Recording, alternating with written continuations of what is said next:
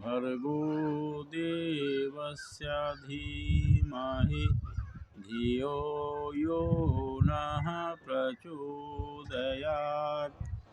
ओम श्री सीतानाथ समारंभां श्रीरामानंदार्य मध्यमा अस्मदाचार्य पर्यन्तां वन्दे गुरुपरम्परां। वासुदेवसुतं देवं कंसचाणूरमर्दनं देवकी परमानन्दं कृष्णं वन्दे जगद्गुरुं। वन्दे राधापदां भोजं ब्रह्मादिसुरवन्दितं यत्कीर्तिं कीर्तनेनैव पुनाति भुवनत्रयम्।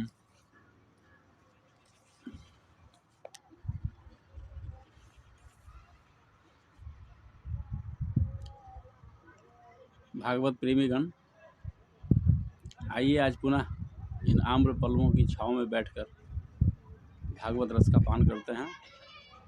अभी तक हम लोग स्वर्ग और नरक, विशेष रूप से नरक से संबंधित प्रसंगों पर चर्चा करते आ रहे थे और आप देखते होइएगा कि शायद ही कोई साप्ताहिक यज्ञ में, जो भागवत का जो साप्ताहिक यज्ञ होता है, उसमें कोई कथावाचक इतना विस्तार से इन विषयों का वर्णन करे। उसमें सप्ताह यज्ञ में तो प्रथम कारण ये है कि समय भी नहीं मिलता है और दूसरे और भी कुछ कारण होते हैं। तो यहाँ हम लोगों ने प्रयास किया कि भगवान व्यास ने हम सब पर कल्याण करने के लिए, हम सब पर दया करने के लिए जो कुछ बताया है कि हम सावधानी से जीवन यात्रा को संपन्न करें, उस पर हमें अवश्य विचार करना चाहिए और चिंतन करना चाहिए। ज़िंदगी जीना इतना आसान काम नहीं है। तो आगे हम इससे चर्चा करते हैं। अब अष्टम स्कंध में आते हैं, छठे स्कंध में। बोलिए भागवत भगवान की जय।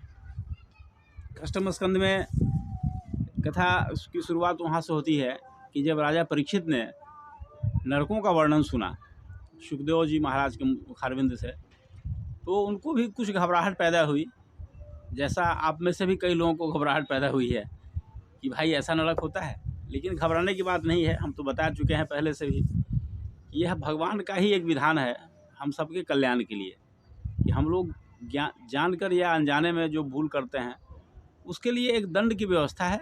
दंड देने के बाद फिर मनुष्य को अच्छी योनि की प्राप्ति होती है।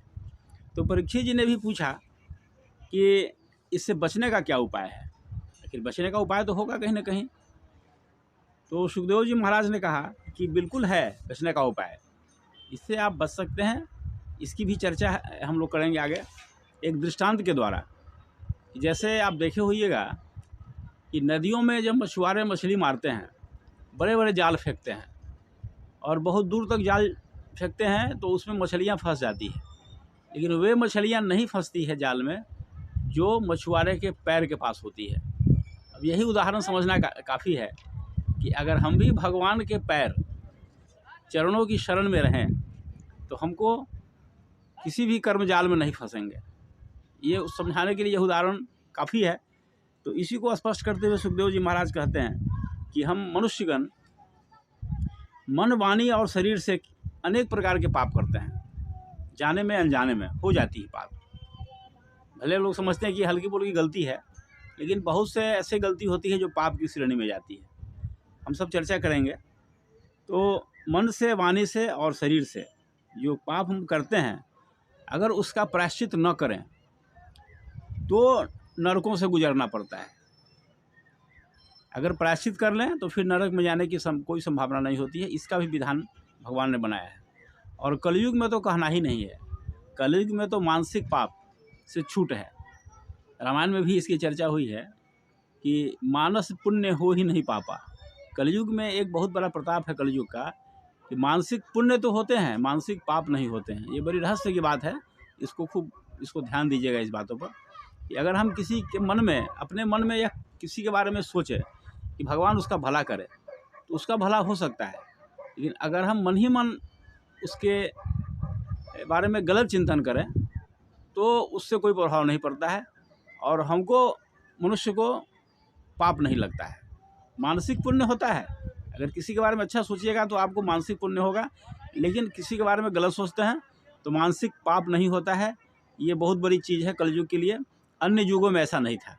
अन्य युगों में अगर किसी के बारे में गलत सोच लेते तो सोचने ही से पाप लग जाता।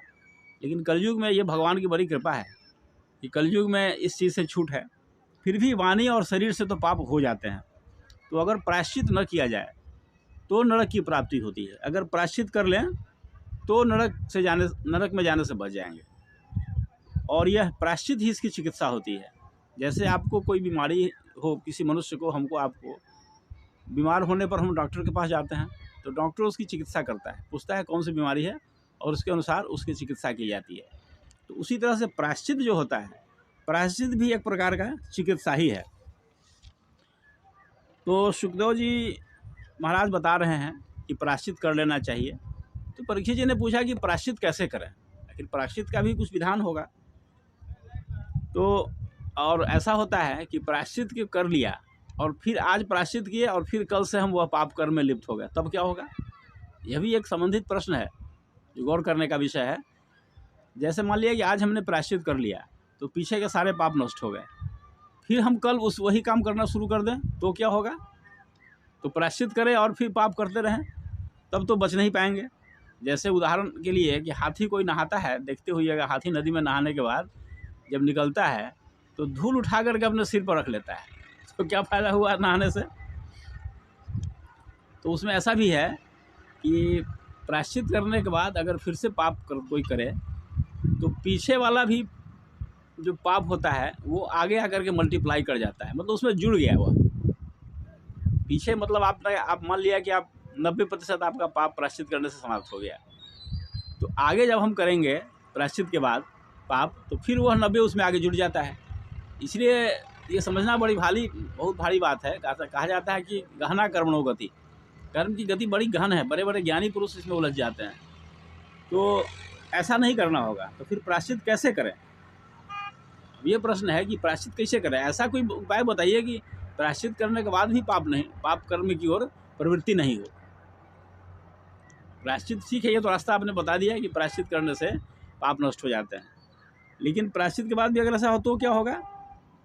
तो कहते हैं कि सच्चा प्रायश्चित तत्व ज्ञान है। इसको खूब गौर से सुनिए, सच्चा प्रायश्चित तत्व ज्ञान है। क्योंकि हम जब करें तब करें, अनुष्ठान करें, हवन करें, यज्ञ करें, उसमें भी त्रुटियां हो जाती है। कोई भी कर्म से कर्म का नाश नहीं होता है, फिर नए नए कर्म जाल बन जाते हैं। जितने कर्म कीजिएगा वो भी ऐसा कर्म नहीं होता है जिसमें कुछ ना कुछ भूल नहीं हो, कुछ ना कुछ पाप ना हो जाए। जैसे आप यज्ञ करते हैं तो उसमें बहुत से सूक्ष्म जीवाणु जल जाते हैं, तो फिर वो पाप किस पर जाएगा? तो कर्म से कर्म का निर्वीज नाश नहीं होता है। अतः तत्व ज्ञान जो होता है उसके लिए आपको तपस्या कीजिए, यम नियम आदि के द्वारा पाप नष्ट हो जाते हैं। अगर आप अनुष्ठान करते हैं यज्ञ अनेक प्रकार के, तो नष्ट तो होंगे जरूर, इसमें कहीं दो मत नहीं है। लेकिन सच्चा तत्व ज्ञान के बाद वो असली प्रायश्चित वही होता है, तत्व ज्ञान। अब तत्व ज्ञान क्या है, हम इसकी चर्चा फिर करेंगे आगे की कड़ियों में। आज इतना ही, और घबराने की आवश्यकता नहीं है। नरक से बचने का बहुत उपाय है, लेकिन हाँ इतना है कि हम जानबूझकर पाप न करें। आइए इस संदेश को घर घर पहुँचाइए शेयर करके। ओम शांति शांति शांति, सर्वारिष्ट सुशांतिर्भवतु।